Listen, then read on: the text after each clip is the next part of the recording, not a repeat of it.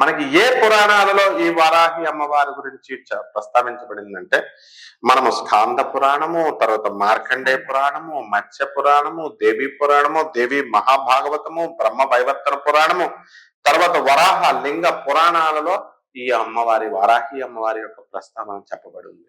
కాబట్టి ఈ అమ్మవారు అత్యంత శక్తివంతమైనటువంటి తల్లిగా మనం కొలుచుకుంటున్నాం.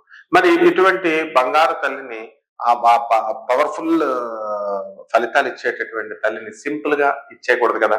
ఇప్పుడు ఉదాహరణకి చిన్నప్పటి నుంచి ఎల్కేజీ నుంచి బాగా కష్టపడి చదివి 24 అవర్స్ చదివినాడు ఒక ఎంబీబీఎస్ సీట్ వచ్చిందంటే వాడికి ఒక అర్థం ఉంది. వాళ్ళ నాన్న ₹1,00,00,000 కట్టేసి డొనేషన్ తో ఈజీగా వచ్చేస్తే వాడికి దాని విలువ తెలియదు ఆ స్టూడెంట్ కి. కష్టపడి చదివిన వాడు మంచిగా డాక్టర్ అయ్యి చక్కగా ఆపరేషన్స్ అయ్యి బాగా చేస్తాడు. అలాగే ఈ యొక్క సాధన చేసినటువంటి సాధకులకి ఈ యొక్క ఫలితం రావాలి అన్న ఉద్దేశం